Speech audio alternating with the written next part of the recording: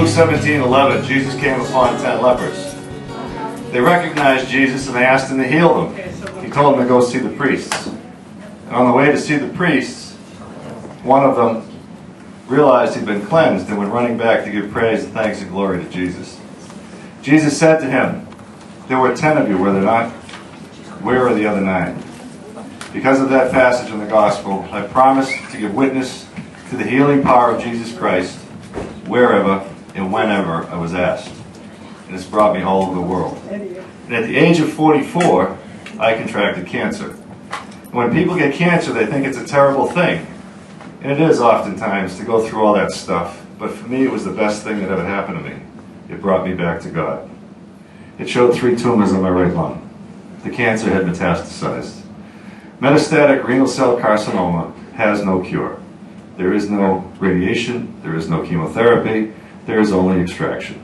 So the next step was to go see a thoracic surgeon so we could take out my right lung. The desperation, the despair, the anxiety that sets in when somebody tells you you're going to die is very difficult. The doctor told me, go home and put your house in order. You have less than 5% chance to survive. I went home that night, and my son Timmy, who was 8, looked me in the eye and said, "Daddy, you going to die?" What do you tell a kid? I just didn't know what to do. My brother-in-law, Kevin Gill, and a good friend, Robbie Griffin, played golf a couple of days later. They'd never played golf together before. Robbie asked Kevin, "How's Artie doing?" And Kevin told him the bad news. Robbie said, "Have you ever heard of Medjugorje?"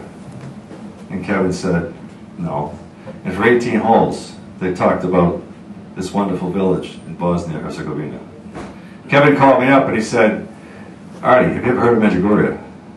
I said, kind of. My wife, Jennifer, my daughter Jennifer, gave my wife Judy a book on the messages to Medjugorje 10 years earlier.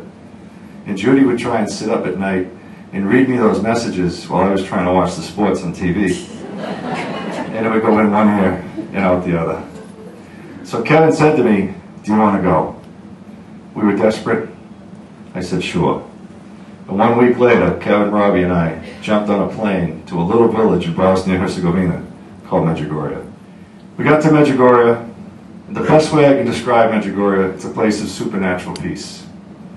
The peace that envelops you is beyond belief, especially after you go to confession.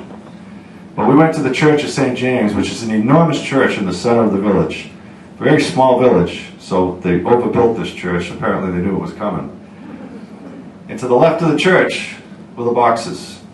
And in those boxes were the confessionals. And each one is labeled with a different language. Well, Robbie, Kevin, and I hadn't been to confession in 15 or 20 years, I'm sorry to say. So the first thing we did was go to confession. When we left there, we're going to go up to Mount Krishevitz, which is Cross Mountain. In 1933, the villagers built this 30-ton cross at the top of a mountain that overlooks the entire valley. And it's said that the Blessed Mother prays there at the crack of dawn. So we wanted to go up and pray with her. We went up the mountain. On the way up the mountain, it was a rainy day. They told us not to go, but we were stubborn. We went up there, and on the way up, I could feel a pain in my right lung that I could put my finger on. And I was like, man, this is getting worse. When we got to the top, there was nobody there. Very unusual for Cross Mountain in Medjugorje. We were by ourselves. We wept, we embraced, we literally out loud cried to Jesus for healing. All 3 of us. We came down off that mountain, and I don't know what happened, but I said to my wife, I called her on the phone, I said, I don't know what's going on over here. But 4 days after I land, they're going to cut out my right lung. Before they do that, call the doctor and get another CT scan. I went flying back rather, to the Mass General Hospital, running up to the doctor's office, presented him with the films they had just taken. Normally, he's sitting behind the big desk to give you the bad news. He's standing in the threshold, rubbing his fingers on his chin, saying, "They're gone." The large tumor in the upper lobe had completely disappeared. 2 smaller tumors had shrunk to an insignificant size. So that on September 14th, the feast of the Triumph of the Cross, instead of having my right lung cut out, I played golf with Robbie and Kevin.